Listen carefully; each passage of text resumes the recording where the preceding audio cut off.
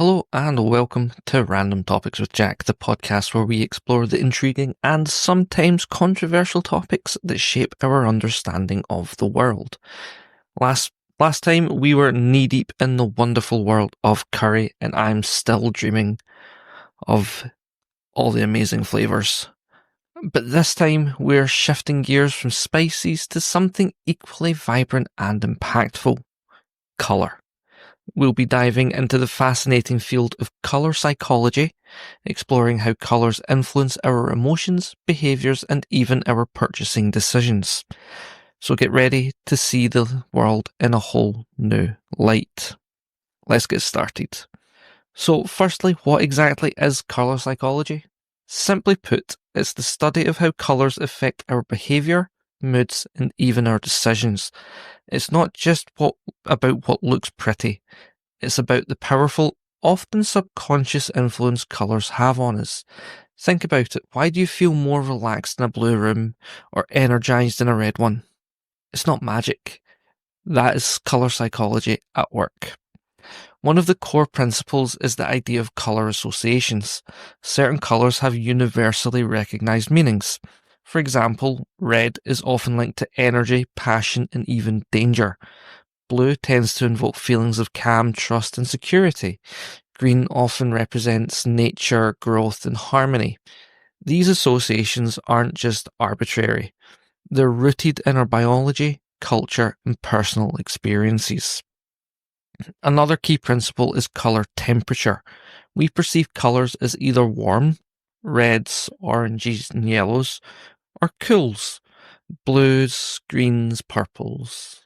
And warm colours tend to feel more energising and stimulating, while cool colours are often associated with calmness and relaxation. This is why you'll often see warm colours used in fast food restaurants to stimulate appetite, while cool colours might be used in spas or hospitals to create a calming atmosphere. And of course, we cannot talk about colour psychology without mentioning its huge impact on marketing and branding. Companies spend millions carefully selecting colours for their logos and packaging because they know these colours will influence how consumers perceive their products. Think about the iconic red of Coca-Cola or the calming blue of many tech giant logos. These aren't accidental choices. They're strategic applications of colour psychology designed to create specific emotional responses and build brand loyalty. So colour isn't just something we see, it's something we feel, and it shapes our world in ways we often don't even realise. We'll be exploring these fascinating aspects in more detail throughout this episode. So we're going to get scientific. We're going to explore the physiological and psychological reasons behind colour's emotional effects. And magic begins with light. Light isn't just white, it's a spectrum of different wavelengths. Each wavelength corresponds to a specific colour. When light hits an object, that object absorbs some of the wavelengths and reflects others. The reflected wavelengths are what we perceive as colour. Inside our eyes, we have special cells called cones. These cones are like tiny little colour detectors, and we have 3 types, each sensitive to a different wavelength of light: red, green, and blue. When light enters our eyes, these cones are activated, and they send signals to the brain. The signals from the cones travel to the visual cortex, which is the part of our brain responsible for processing visual information. The visual cortex interprets these signals and creates the experience of colour. The visual cortex is connected to other parts of the brain, including the limbic system, which is responsible for our emotions. And this connection is key to understanding colour psychology. When we see a colour, the visual cortex sends signals to the limbic system, triggering emotional responses. For example, with the colour red, with its longer wavelengths, can stimulate our nervous system, leading to increased heart rate and excitement. Blue, with its shorter wavelengths, can have a calming effect. Now, it is important to note that our emotional responses to colour can also be influenced by our past experiences, cultural backgrounds, or personal preferences. For example, the colour white might represent purity in Western cultures, but it represents mourning in some Eastern cultures. So it is a complex process. The perception of colour is a combination of physics, biology, and psychology. But now to the heart of the matter. How do different colours make us feel? We're going to take a colour by colour journey, exploring the emotional landscape each one creates. First up, we have red, the colour of energy, passion, and excitement. It is a high impact colour that grabs our attention. Think of a red sports car or a red stop sign, even a red dress. Red can also be associated with anger or danger. It is a powerful colour that demands to be noticed. Blue is often associated with calmness, trust, and security. It is the colour of the sky and the ocean, evoking feelings of peace and tranquility. Think of a clear blue sky or a serene seascape. However, blue can also be linked to sadness, sometimes referred to as feeling blue. And then we've got green, the colour of nature, growth, and harmony. It is associated with freshness, health, and the environment. Think of a lush green forest or vibrant green meadows. It can also, however, be linked with envy, as in the phrase green with envy. Yellow is the colour of happiness, optimism, and creativity. It's a cheerful and uplifting colour, often associated with sunshine and joy. Think of a bright yellow sunflower or a playful yellow smiley face. However, yellow can also be associated with caution or warning.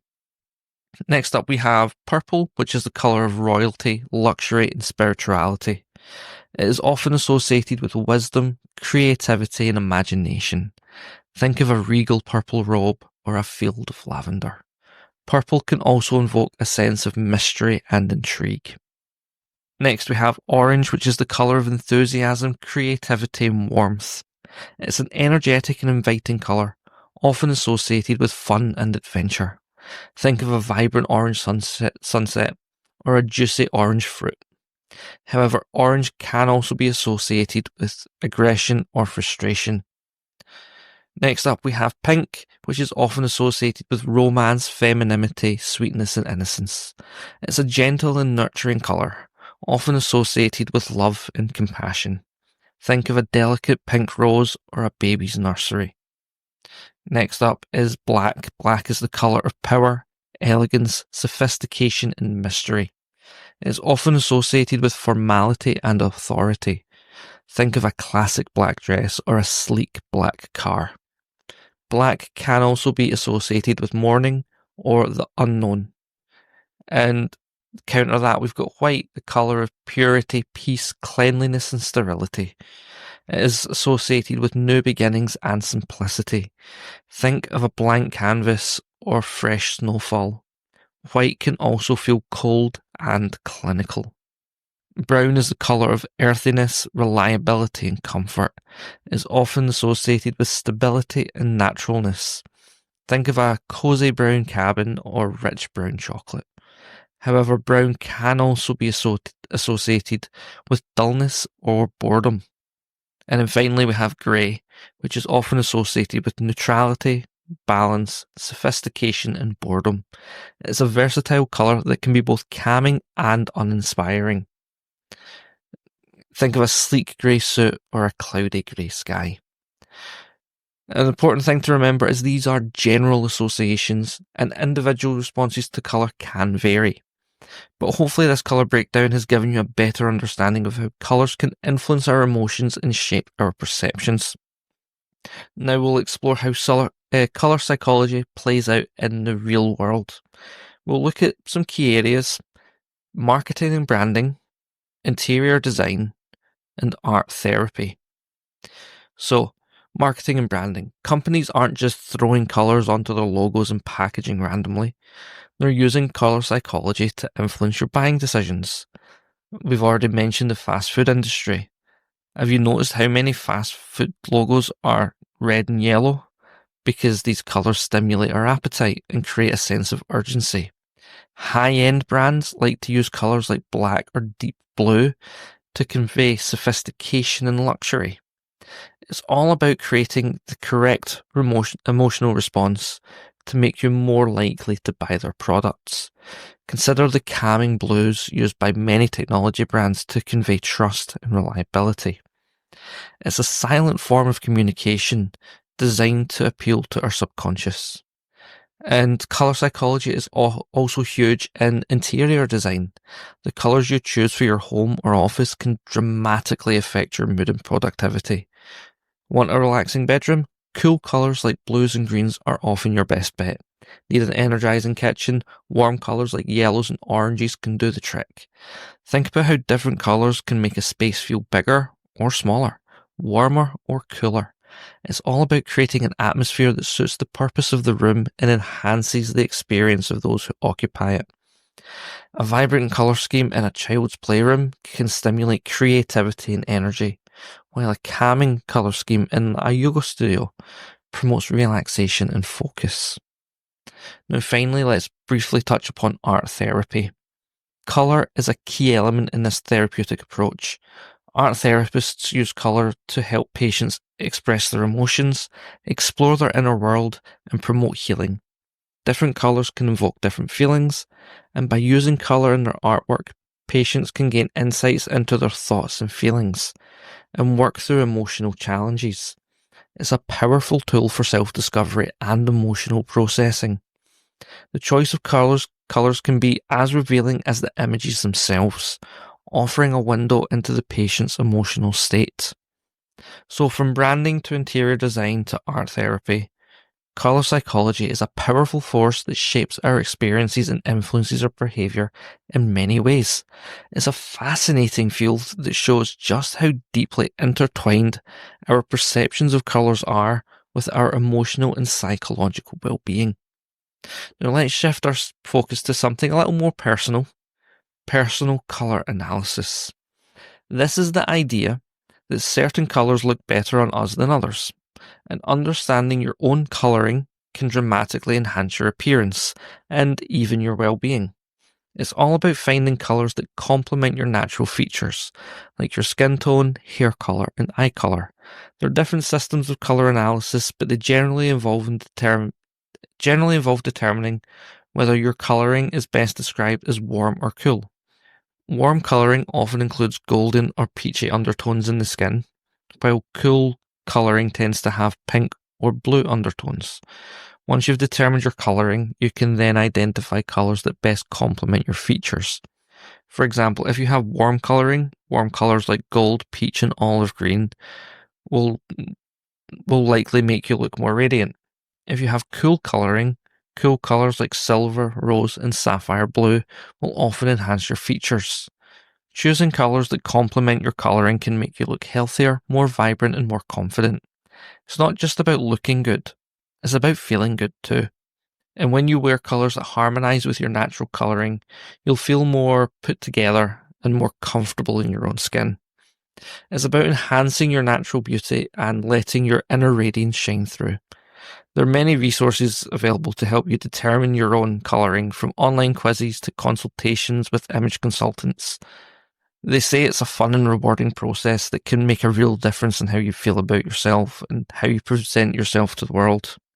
So if that's something for you, take the time to explore your own colouring and discover the colours that make you feel your absolute best. Or if you're like me, I just wear black and pink because those are my two favourite colours. And I'm too lazy for all the effort of personal colours.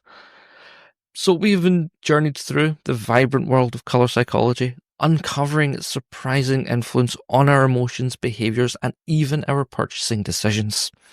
We've explored the science behind colour perception, delving into the interplay of light wavelengths and our brain's intricate processing of visual information. We've examined the emotional associations with various colours, from the energetic passion of red to the calming tranquility of blue. We've even touched upon the practical application of colour psychology in marketing, interior design and art therapy, showcasing its versatility and power. The key takeaway here is, colour is far more than just a visual element. It is a powerful force that subtly yet profoundly shapes our experiences. It influences our moods, our choices, and our overall well-being. I encourage you to pay closer attention to the colours that surround you, in your home, your workplace, even in the clothes you wear. Becoming more mindful of how these colours make you feel, and use that awareness to enhance your daily life. Perhaps you'll find yourself choosing colours that uplift you, or creating spaces that promote relaxation and productivity. Now it's your turn to share your thoughts.